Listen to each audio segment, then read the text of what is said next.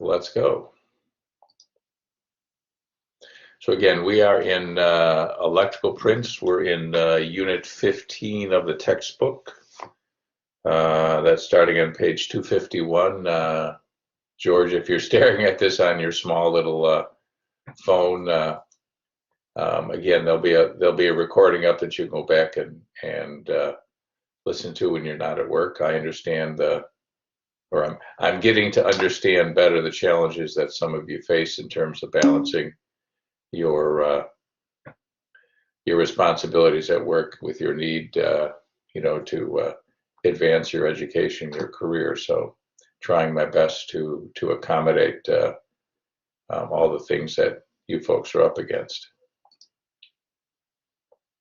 Okay, we want to identify electric symbols. We want to explain some of the terminology that pertains to electricity and recognize how those things come together on electrical drawings. And again, just like we've seen with plumbing and mechanical, the level of detail provided between a residential and a commercial electric drawing will be quite substantial, right? In the residential, a lot is going to be left to the contractor to figure out in detail. In the case of a commercial design, much more of it will be detailed out by the mechanical engineer.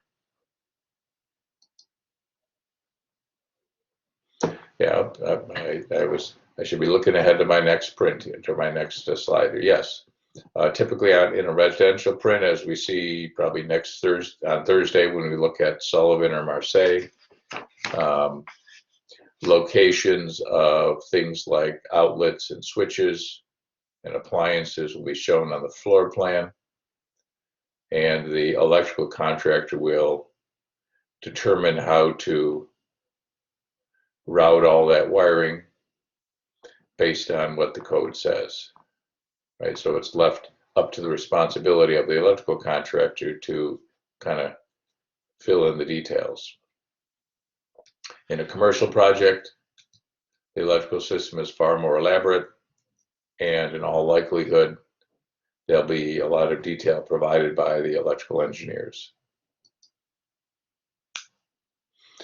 We have some terminology in the electrical business, and this is on page 251 and 252 of the textbook. But we have the amp or the ampere, which is the amount of current flowing through a circuit or a conductor. So amps is the amount of stuff. Voltage is the force that's causing that current to flow. You can almost think of voltage as pressure, right? Higher voltage means higher force causing that current to flow. We as humans are actually interested in the work that electricity can do for us. We're interested in the power that electricity provides. We measure power in the units of watts or kilowatts, right? Watt is an SI unit, so we can put kilo or megas, we can put prefixes in front of it to scale it up or down by factors of 10. So, but we're generally going to think about the benefit we get from electricity in terms of its power or watts, right? You might have a 60-watt light bulb or a 75-watt light bulb on your desk. If it's an incandescent, in my case, I have LED lights in the fixture on my desk next to my computer. Those are two probably 13-watt LEDs, right? So again, watt is a measure of power. Watt hours or kilowatt hours would be a total quantity. So again, on your electric bill, you'll be billed in kilowatt hours, right? That's the total amount of energy that you use, and power is the rate at which you use it. A circuit is a path of two or more conductors, wires carrying electricity from a source to some device and then back again, right? That device could be a light bulb or a refrigerator or an air conditioner, right? Or your smartphone plugged into the wall or your television, right? All those have a circuit providing the power to that device.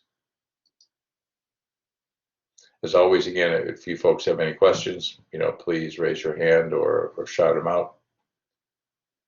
A circuit breaker is a device, and that we'll see a couple different variations on this theme, but a circuit breaker is a device that will open the circuit when it is overloaded, right? When we have amps are the amount of current that's flowing, and in our electrical systems we have a variety of overcurrent devices, a circuit breaker or a fuse perhaps. Those overcurrent devices will open and interrupt the current flow if they sense that the circuit is overloaded, right? If there's too many amps. We're doing this to protect the device and protect the wire. Well, we don't want to cause a fire by having too much amperage flowing through the wire.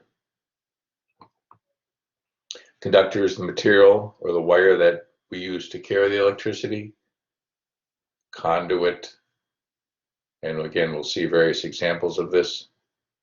This is the thing that we put the conductors or the wiring in to protect them. Convenience receptacle is another term for an outlet. We all know what an electric outlet is. Sometimes it's referred to as a convenience receptacle. Some more terminology: service entrance. That's where we are bringing the electricity, the source of electricity, into the house or building to the panel that distributes that. Again, we'll see some pictures of various types of service entrance. Distribution panel. We're going to take that current and divide it up, and we'll have branch circuits that flow from the distribution panel to various loads in the building. Each of those branch circuits will be protected with some kind of overcurrent device. And then in an electrical system, we typically have a ground. Right, ground is a wire that's bringing that circuit back to earth. Right, we typically have an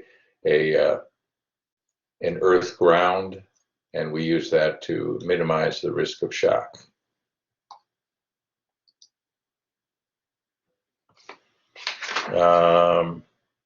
So some quick math here, and I think this is actually my math, not the textbook's math. So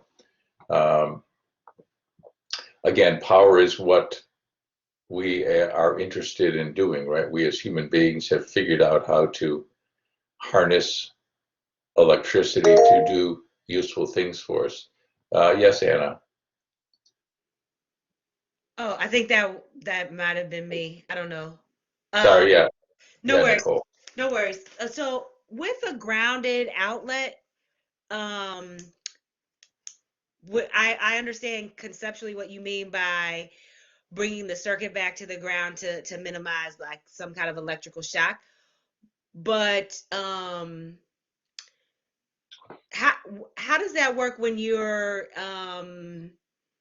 like in a kitchen or something, that's not next to the ground?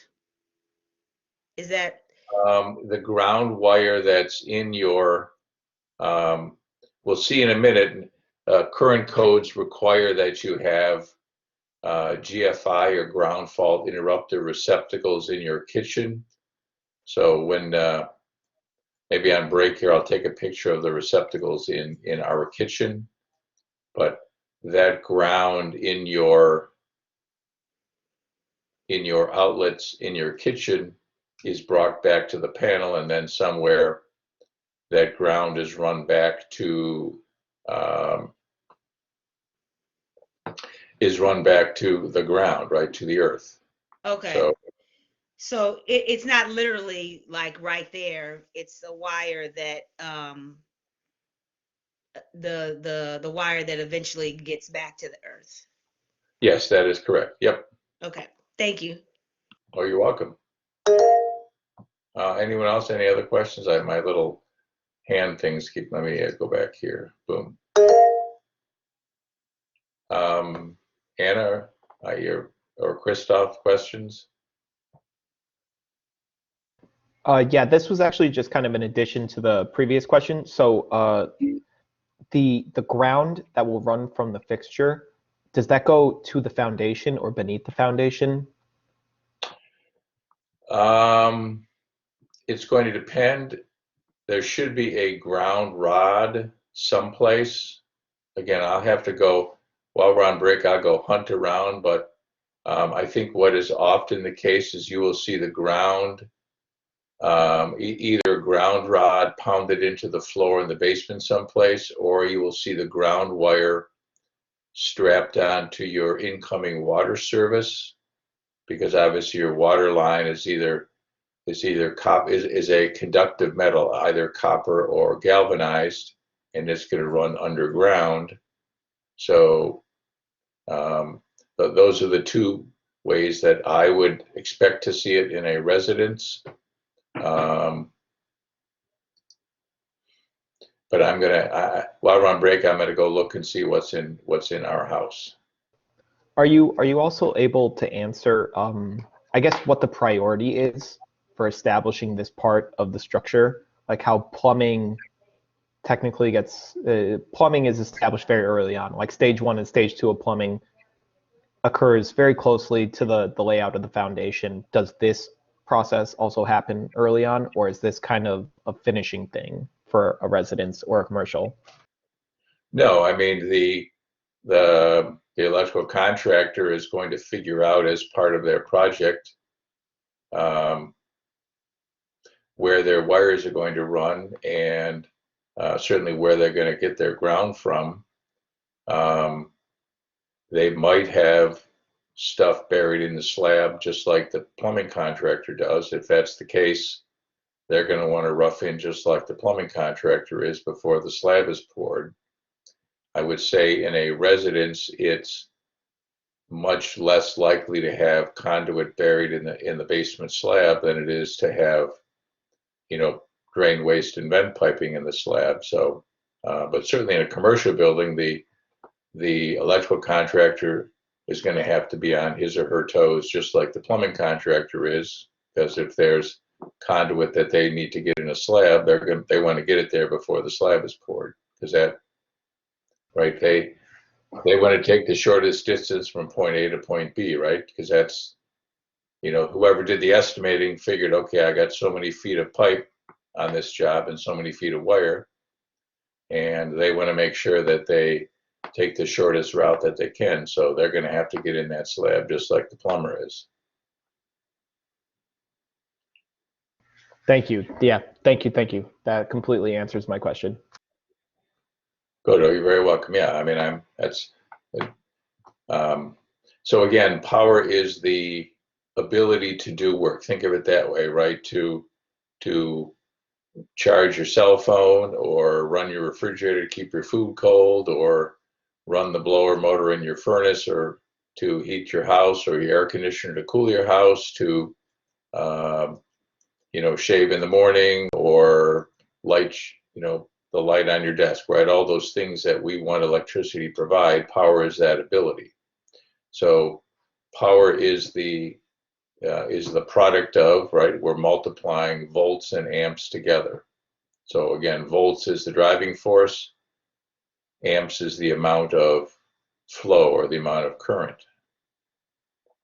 So as we move from a residence to a commercial building, and as we move from a single home to a neighborhood of homes, or as we move from a single commercial building to downtown Chicago full of commercial buildings, right, we have to increase the amount of power that we are delivering.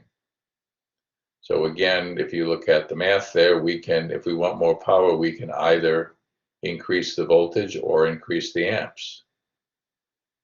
However, if we increase the amperage, then essentially that wire has to get larger, it has to get fatter to carry that amount of current without having a large amount of loss in the process. In the case of an electrical circuit, we get voltage drop from one end of a long wire to the other. So if we want to deliver more power without having a lot of copper, or with minimizing the amount of copper, then we have to increase the voltage, right? So generally speaking, as we step up from a residence to a commercial property, we're going to be doing it with higher voltages. If we go from a single home to a neighborhood, you're going to see higher voltages involved, right? That's how we deliver more power.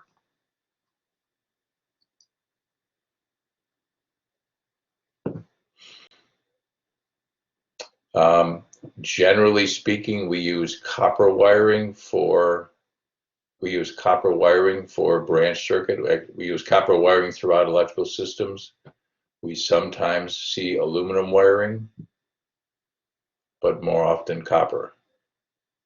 And as you'll see in a minute, just like we have for other devices, we have a numbering system that describes the size of that wiring.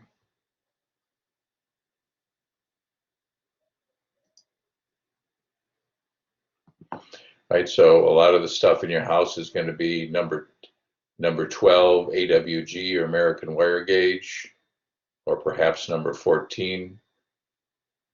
You know, number 14 is going to be smaller than number 12. So as the number goes up, the size goes down. And as we get longer runs or more amperage, then we will have to increase the size of the wire or go to a lower gauge. And again, there's a number of different ways that this is expressed, as you see there. But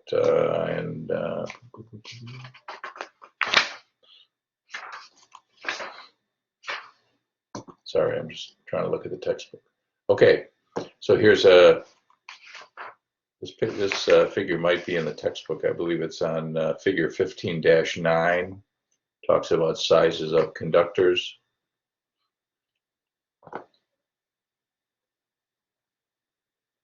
Right, so here's the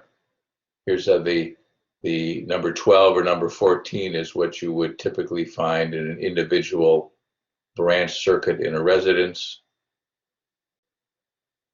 And as you're carrying more amperage or going a longer distance, then you're going to increase the wire size. You're going to increase the cross-sectional area of that copper to allow you to carry more current, to carry more electrons. Just like if you have a pipe and you want to carry more water, you have to increase the cross-sectional area or the inside diameter of the pipe. You know, directly analogous to each other. We also have the code will have different designations for the type of insulation that goes on the wire.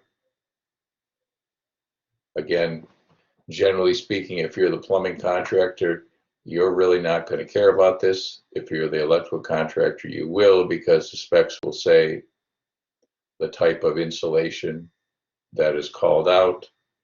And in addition, when we get around to seeing how many conductors you can squeeze into a certain size conduit, the type of insulation that's on that wiring will come into play with the so-called conduit fill, right? How many number 12 or how many number 14 wires can you put in a 3/4 inch conduit?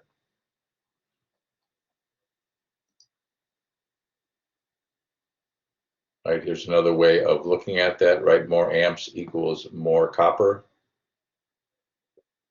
So again, if you're in a residence, you're probably going to see number 12 or number 14. number 14 or number 12 gauge wire, because you're generally going to have 15 or 20 amp breakers. And if you have a circuit that's, say, if you have a electric dryer or an electric stove or the air conditioner, right, that's going to be could be a 30 or 40 amp circuit. It's going to take number 8 or number 10 wire. You might have number 6 if you have a large air conditioner in your house. And then your service entrance, the wire coming into your house. Depending on, like our house, we have a 100 amp service, so I'm guessing we have number 3 coming into our house. At some point, we want to upgrade to a 200 amp service so we can put central air in our house. So we'll probably, we'll obviously have to go back and rerun the wire from our house out to the pole. Yes, Nicole. So I got 2 questions. So what you just said last, who is responsible for running a 200 amp type of wire into the house? Would that be, so when you're building a house, at what point, I guess, do you have to start working with the electric company? That's one question. And then the other question is there a way that you would know if you're looking at an outlet how big or how much the amps are coming into that outlet? Both good questions. I would say that if you are in the business of building houses or a house, we'll get to you in a second, George. If you're in the business of building houses, you're probably going to know to talk to the utility early in the process, because utilities are big organizations that move slowly. So you want to get them moving on bringing the service to your new location. Exactly where the line is drawn between utility and contractors is probably going to depend on the utility. But I'm expecting that the utility is going to bring the service to your house, and then your contractor will have to connect it up. And I'll show you a picture of a service entrance here after break. Second question, it's not going to be immediately apparent. The 2 things that you could do if you wanted to know the rating of that particular outlet would be, number 1, unscrew it and look at the wire size, whether it's number 14 or number 12. Or number 2, go back to the panel board and see what the rating is on the breaker that serves that outlet. Typically you'll see an either a 15 or a 20 on the breaker, right? And usually you don't give much thought about that until you trip the breaker and the lights go out because you have too many things plugged into the same circuit, and then you have to go hunt down to figure out which breaker serves a particular area. But you're going to know either by the wire size or the rating of the breaker. Thanks. Yeah. You have a question, George, as well? I pressed answer, Leslie. Sorry, Mr. Becker. Yeah, your multimeter, George, it will tell you the voltage, but it won't necessarily tell you. You could take a multimeter and stick it in your outlet and see that you have 120 volts, but you can't necessarily tell the rating, the size of the wire, or the breaker just from that multimeter measurement. So you have to go and either take open up the receptacle and see what wire is brought to it, or look at the panel board and see the size of the breaker that serves that particular receptacle. Yes, Christoph. Okay, so 3/0 gauge, the 200 amps rating as the service entrance, is that is that technically an outdated measurement, kind of considering how much electricity and appliances and all this stuff is kind of becoming more prevalent and more common with the newer generations, people working from home, computers being a lot more common. Is that also changing in 2021 and beyond? Is 200 amps going to be the standard still, or will that increase as well? That's a good question. I mean, if anything, yeah, we have more cell phones and TVs and computers and stuff like that, but we presumably are getting more efficient appliances and more efficient air conditioners, which are much larger loads than that cell phone and that computer. I think what's going to change is one of the ways that, and I'm getting a little bit off topic here, but one of the ways that folks are talking about dealing with climate change is to electrify everything in your home, right? Instead of having a gas furnace or gas boiler, going to an electric heat pump. So if we start electrifying homes to deal with climate change, then yeah, we may have to go back and see whether a 200 amp service is enough. But again, for most homes, I think 100 something in the 100 to 200 amps is probably what you're going to see. But right, 20 years from now, I don't know. Understandable. I was just curious if maybe you've seen any statistic within the last 5 years that has shown something along the lines of 200 amps is kind of getting a little risky or not enough. But if not, I understand we're in a very quickly changing time. But yeah. Yeah, I haven't seen. I have not seen, and I mean, what I would have to go by is what the code says, right? And I don't know the IRC, the International Residential Code, or the NECA, the National Electric Code. I don't know those codes well enough to know if they're going to stipulate the amount of service that's brought into a house. I just know that I don't know. I believe that we're all going to have to get more efficient in the way we use resources if we're going to get through climate change. So, right, we're going to have to think about how big our air conditioners are and how big our refrigerators are and our TVs and all those things. So, and I'll get off my soapbox here. Why don't we take a break? Why don't we get back together again at 1:15? And I'll have to think about a good poll question to stir your thoughts here. So keep the questions coming, and we'll get back again. And I'm going to go poke around in my basement and see if I can figure out how stuff is grounded in my house.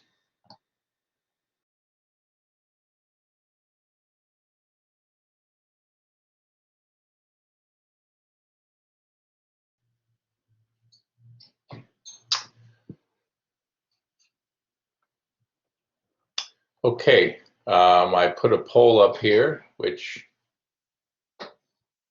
might be more difficult for you to answer than what I've asked previously about the type of piping, because this is probably something you hadn't really thought about or looked at much. I just took some pictures and emailed to myself. So when they hopefully get to my Triton inbox, I'll put up some pictures.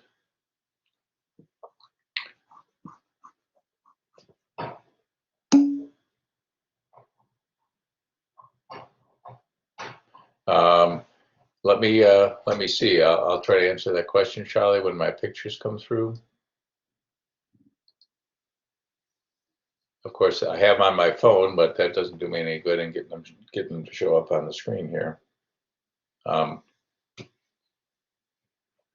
Christoph, you asked about grounding. In my house, I have 2 number 12s that are strapped to the water pipe that's coming out of the floor of my basement right before my water meter. So that's the ground that I have in my house or in our house. So you might have something like that for the ground in your house as well.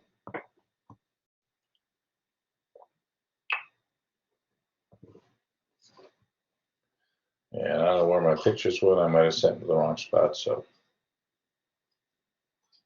Or they're stuck on my. Okay, so we were talking about the sizes of wiring. Any questions before we get started again?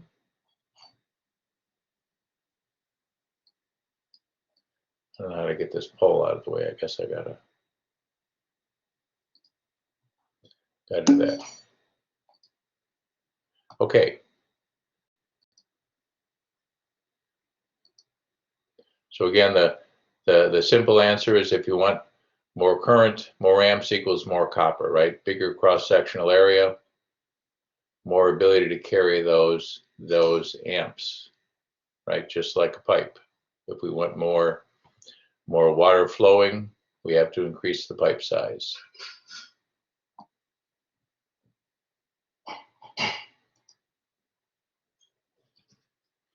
Same thing, if we want to run a longer distance, we need more copper as well.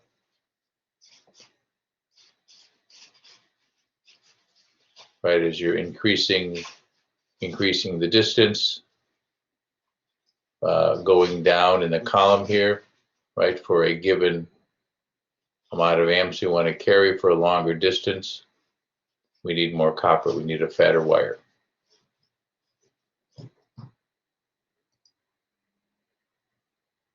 So how do we accommodate that? Right, what I said was we have to increase the voltage to carry more power. So in a residence, typically everything is going to be based around a 120 volt or 240 volt system. In a commercial property, we're going to be stepping up into perhaps the 480 volt range, 277, 480. You'll see what that means in a minute. The pole that runs behind your house is probably running at 12,000 volts. It might be 4160, 4.1 kV, but more likely it's 12,000 volts, 12 kV.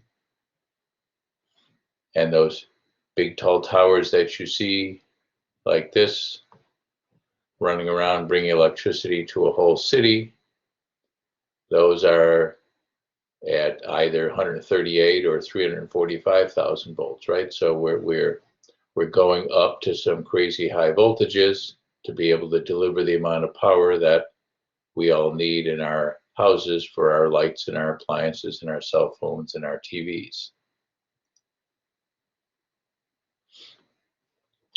Okay, what are some of the materials that we use to wire our houses up and our buildings up with, right? We put wire in conduit. We have a couple different types of conduit. We have what's called rigid or RMC.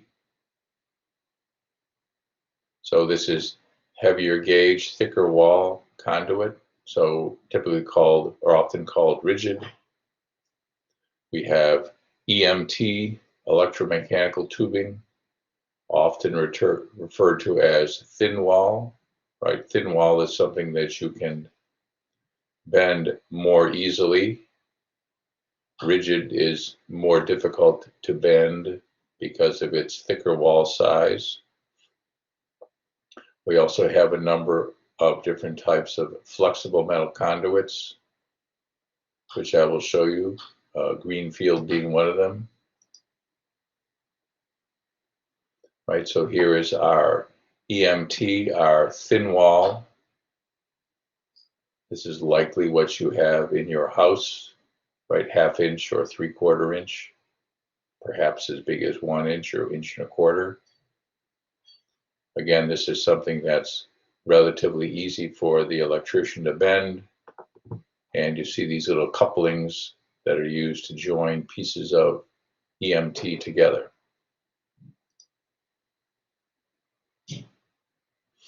And EMT has, right, these back plates. EMT is made out of galvanized steel.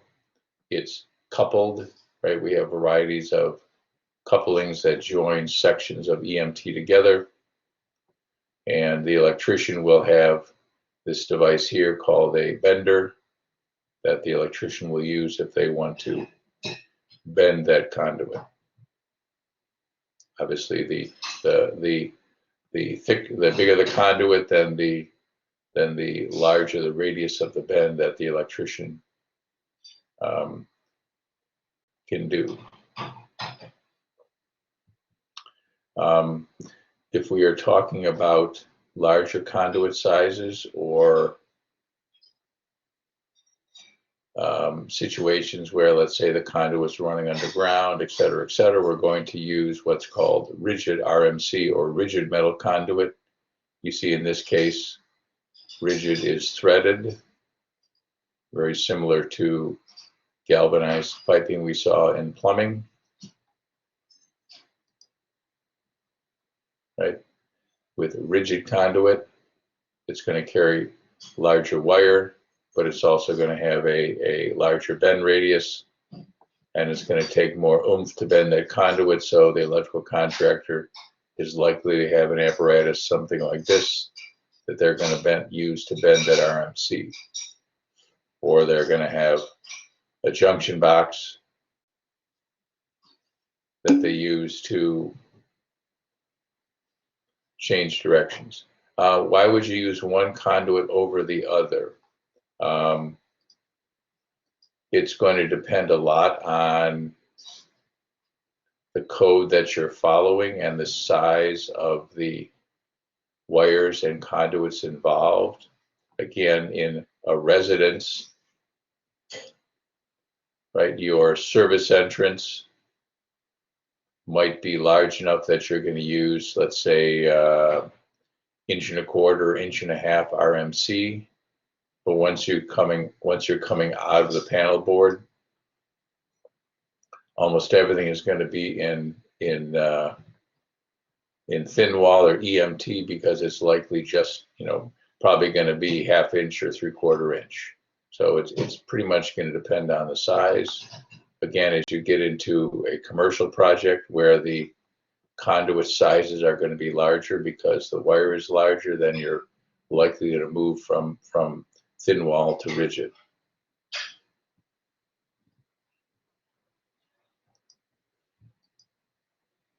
Right, so here's our rigid. We also have flexible conduit or greenfield. Right, so in this case, instead of being a rigid thing that has to be bent and coupled, you have a flexible conduit that you can snake through walls and around obstructions. So this is probably going to be easier, likely going to be easier for the electrical contractor.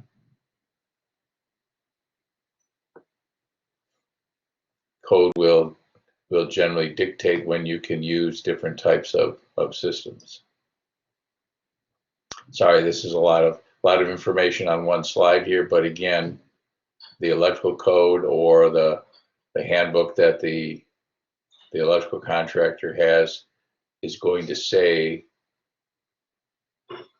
how many conductors can be put in a various conduit size, right? So here's 3/4 inch EMT. So I can put 22 number 14s in a piece of 3/4 inch EMT, right? So I can carry a fair number of conductors in that size conduit, right? As the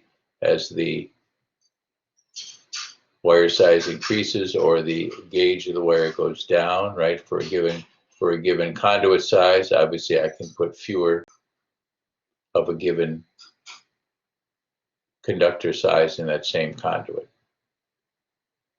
So again, If you are the carpenter or the plumbing contractor, do you have to know this? No.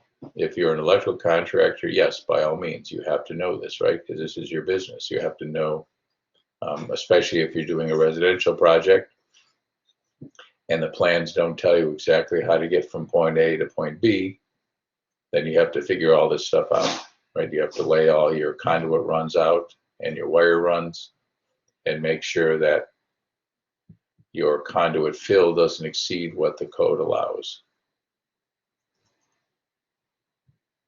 Right? Code dictates how many wires can be run in a given conduit size for a given ampacity. Right? We have a few other ways of doing this stuff. We also have what's called BX, or pre-wired flexible cable. So in this case, this would be like the green field, like the flexible cable where the wire is already inside.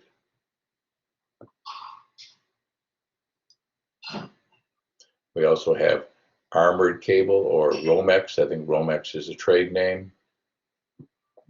So again, this is a flexible cable that's pre-wired and pre-insulated.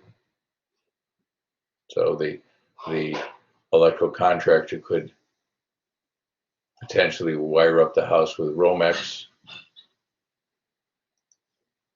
or BX if the code allows. Now, I'm old-fashioned, right?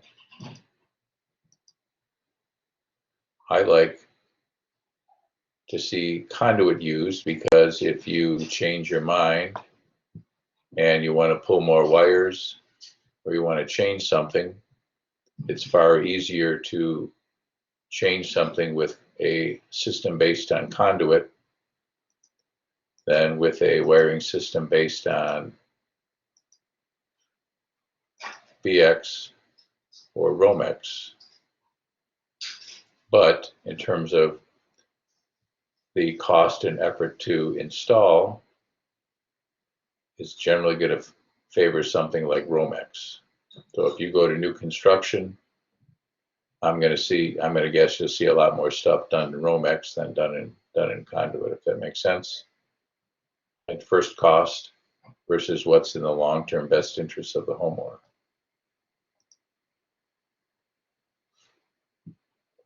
We also have seal tight or liquid tight, right? So if we have situations where we might be exposed to moisture, this seal tight is a flexible conduit that's moisture rated.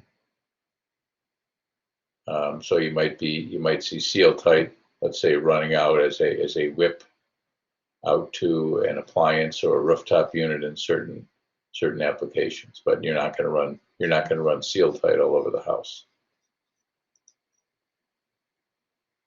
Okay, now we get into the fun stuff.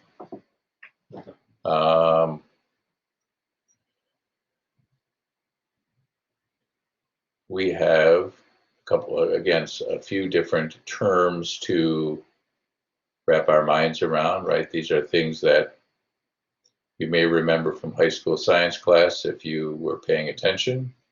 Your high school science teacher may have told you about alternating current and direct current. So or like the rock band, right? George, AC/DC. So the current that's in all likelihood running through your house and serving your outlets in your house is alternating current, right? So if you had a good enough device, you could see that the voltage is actually varying as a sine wave, but it's varying in a fairly quick amount of time, right? Every 1/60th of a second, that sine wave goes up and down, right? That 1/60th of a second is the frequency, or 60 hertz, 60 cycles per second, right? So alternating current in the United States is varying at a frequency of 60 hertz or 60 cycles per second. If we go to Europe, we may see, or Japan or England or someplace else, we might see AC with different characteristics, right? So if you travel, you might have to lug around a bunch of things to adapt your cell phone charger or your razor to European currents, because Europe might be 220 at 50 hertz as opposed to 120 at 60 hertz like we have here. We also have direct current, right, in alternating current, that those electrons are moving back and forth. In direct, we also have a DC circuit, a direct current. The only reason I bring this up is that when we talk about renewables, some of you looked at the IBEW trailer last Saturday, and the folks giving you the tour might have pointed out the inverter that converts the DC from the photovoltaic panel into the AC that you use in your house. So if there's a battery in the circuit, it's probably direct current. Everything else in your house is going to be AC or alternating current, right? So most of the things in your house, anything that plugs into the wall is going to be AC, right? The lights, the refrigerator, the appliances, the air conditioner, the furnace. Direct current is like most things that have a battery in them, right? Your AA battery is DC. Your solar panels will be DC. When we get further down the road and we start to have battery storage in our houses, that battery storage will be DC. Your electric vehicle will have a DC battery in it.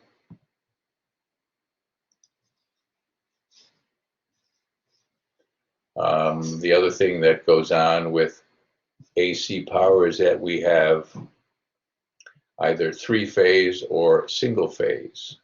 In the case of a residence, of a house, we are almost always going to have single-phase AC.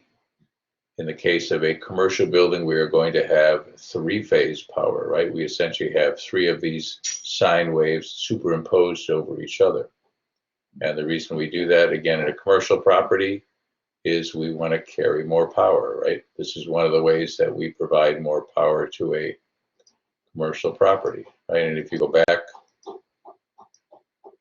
it's going to be way back here. Sorry, I should have thought about this when I laid my slides out, right? A lot of things are going to be in multiples of 3, right? This utility pole behind your house is in all likelihood going to have 3 wires at the top, because that is a 3-phase 12 kV, right? These high tension or high voltage power lines, you're almost always going to see things in multiples of 3, right? This tower happens to have 6 wires on it, right? So it's carrying essentially two sets of circuits, right? So we see things in multiples of 3 when we're talking about 3 phases. And next time I'll know to put those pictures together better. And again, I'm going to get way geeky on you here, so my apologies. But just to say that in a commercial building where we have 3-phase service, it's going to be, depending on the voltage levels involved, we're going to have, generally speaking, a 120/208 system or a 480 volt to 277 system. So in this case, line to neutral is 120 volts and line to line is 208 volts. And if you do the math, those two are related by the square root of 3. If you go to a 277 480 volt system, line to neutral is 277, line to line is 480. So again, To deliver more power in a commercial building, we need 3 phases and higher voltages.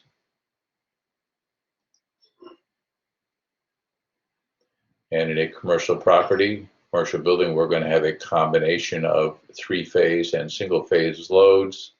Sorry, this is probably a slide from Europe or Canada, so the voltages are wrong, but it does say that we can mix in the same electrical system, we can mix 3-phase and single-phase, depending on how we do the wiring. So again, in a commercial building, we're going to have a mixture of 3-phase and single-phase equipment. Right, that little symbol there, the Greek symbol phi, is what I use to denote phase, right? So in a commercial property, the large motors will often be 480 volt 3-phase. I think when we go to Delhi, we'll see that their Delhi, I think, is a 120 208 3-phase system. We can have lighting at either 120 or 277, and our small loads and receptacles will be 120 single phase. Here is I think one of you asked, somehow my pictures never came through, so I probably emailed it to the wrong place. How do we know what size service you have in your house? If you go to the breaker panel that's in your basement, there should be a main breaker, and stamped on that main breaker, there should be a 100 or 200. That would tell you the size of the breaker. That's the main in your house. So again, the breaker in your house is going to be single phase. So there'll be 2 wires coming in. In the case of a 3-phase panel, there'll be 3 sets of wires coming in.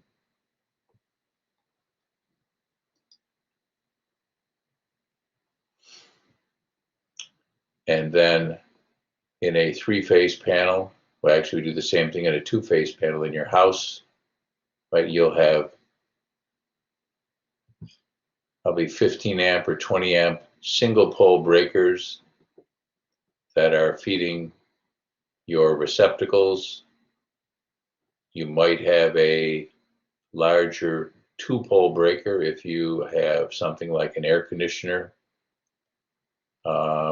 or a large window air conditioner, or a electric stove or an electric dryer.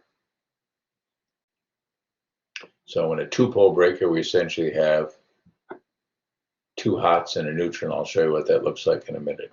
And then in a commercial building, we could have 3-pole breakers that are serving 3-phase loads. And I hope I'm not losing you totally here, but I'm trying to explain how all this stuff goes together, so when we look at drawings next week, you see what it all means, right? The electricians who are wiring these things up will either have different color wire so they can keep track of what they're doing, or in more likelihood, they'll be using all the wire. In a larger project, all the wire will be black insulation, and they'll go around and they will tape, electrical tape with different colors on the end of that wire so they can keep track of which phase that they're dealing with. And again, the color codes vary whether it's a 120/208 system or a 277/480.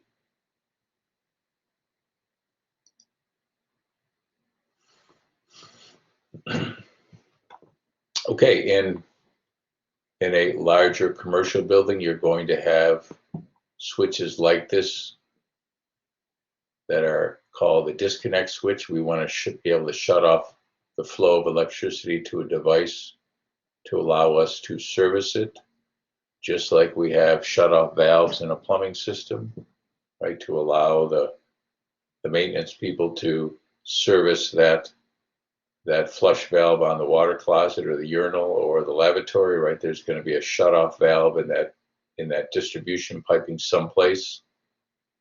We have the same thing going on in a electrical system. We want to have shut-off devices to allow us to be able to safely service equipment. We can also have what's called a fuse disconnect, right? We have fuses that are plugged in here, and this provides our overcurrent protection, right? We want to open the circuit again if that current flow is too high. We want to keep the wire from melting or starting a fire. The other thing we do with electricity is we lock out and tag out. Again, if you're doing service work in a commercial property and you want to make sure that when you shut that disconnect switch off to service that piece of equipment, you as the electrician, you put your tag and your lock on it, and the tag says Christoph Wampler, or Christoph, sorry, I mixed up your names here. It says Christoph Volter, and then everyone else on the job site knows that Christoph is the one who's doing work on that. And that protects the electrician from a shock or worse because they've locked out that circuit, right? So that's a safety requirement if you're doing work in electrical systems, lockout, tag out, or control of hazardous energy, right? OSHA is the government agency that regulates workplace safety. Right, if you're, again, you ask, how do I know what service I have in my house, right? You might have a panel board that looks something like this. Again, I just swiped these pictures off the internet, but up at the top at the main, you'll typically see something that will indicate the size of that panel board or the size of that service, or it might be stamped on a nameplate someplace, and then each of these breakers will typically have a 15 or a 20 on them, or you might see multiple breakers ganged together if it's a 2-pole breaker, right? If you live in an older home that hasn't been, where the electrical system hasn't been updated or refreshed in a long time, you might have this old style fuse box. Hopefully at some point, if you have an old style fuse box like that, you'll update your electrical system to a safer, more modern panel board system, right? But we used to talk about blowing a fuse, right? That's what happens if we have too much current flow, right? Lights go out. Oh, I blew a fuse, right? Or in a more modern panel board, oh, I tripped the breaker. Somebody is vacuuming in the house, and then someone plugs the hairdryer in, and someone else does something else, and all of a sudden, boom, everything goes dark. That's because we've exceeded the current rating of that breaker or that fuse. So someone has to go downstairs and see which breaker is tripped and reset the breaker and tell the family member to unplug the hairdryer or plug it in someplace else. Quick question. Yes. So what exactly is the fuse again? Like, I know what a fuse is, but like what function does it serve, I guess, is the better question. Again, the fuse is just like the breaker. The fuse is providing overcurrent protection. It's going to open the circuit if the current flow is too high. So if you peer into one of these old style fuses, there's usually a glass window and there'll be a little thin strip of metal in there, and that strip of metal will actually melt and break, melt and open up, and that's what opens the circuit, right? You've blown the fuse. In this style fuse, again, there's going to be inside this cartridge, there's going to be a piece of metal that will, again, will melt and open the circuit if there's an overcurrent condition, right? But this is obviously a much higher ampacity than, right? That could be a 100 amp fuse or 150 amp fuse, right? As opposed to this one here, which is probably 15 amps or perhaps 20 amps. So when you had those old boxes, people used to have to replace the fuse. Yes, that's correct. When you blow a fuse, you have to unscrew this. It has the same Edison screw base that a light bulb has. You had to unscrew this, and hopefully you had a box someplace with replacement fuses, and you would screw in a new fuse, and away you go, right? First of all, you'd yell at your sister and tell her to unplug her hair dryer or go dry your hair someplace else, and then you'd replace the fuse. In the case of the panel board, you just reset that breaker. You move it to the off position and then move it back to the on position. As long as the overcurrent condition no longer exists, then you're able to reset the breaker. Got it. Thank you. Oh, you're welcome.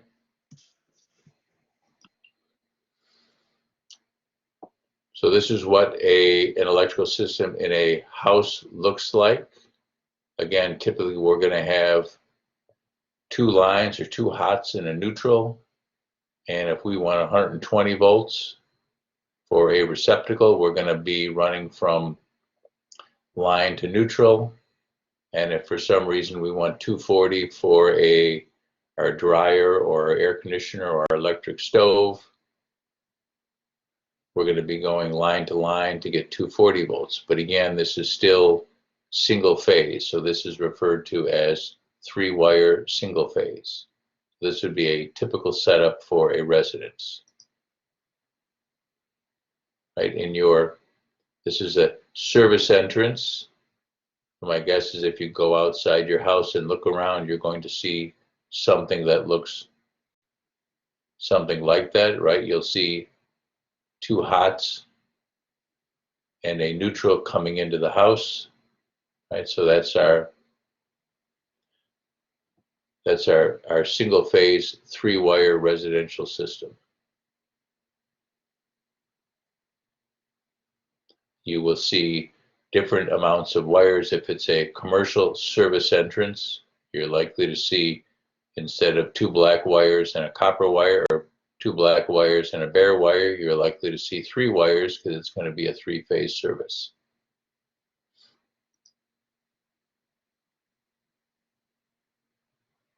And again, in your house, right, nowadays,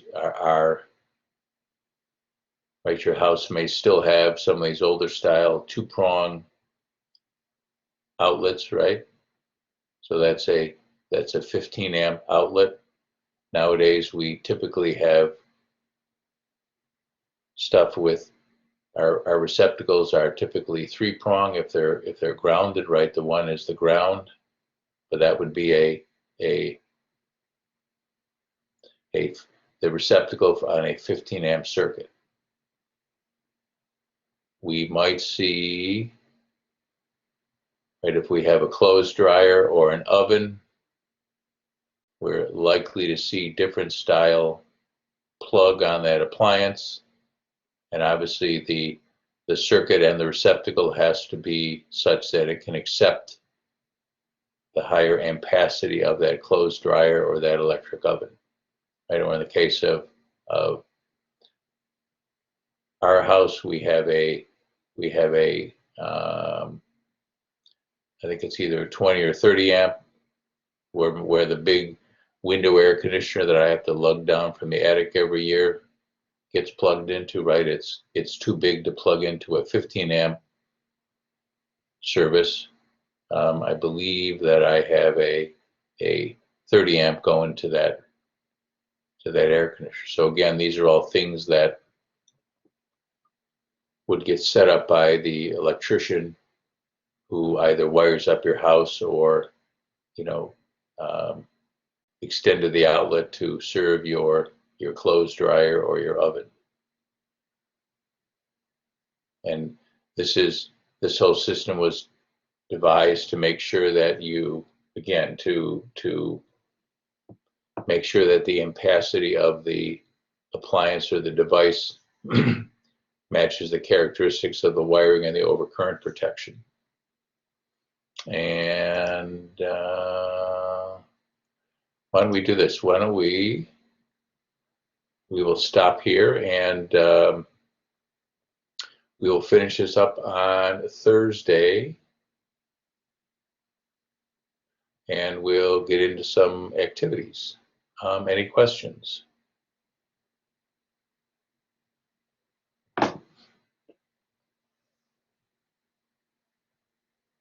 Okay, well, we'll see you all on Thursday. Thank you very much for a good class. Mr. Becker, Yes. question. Are you going to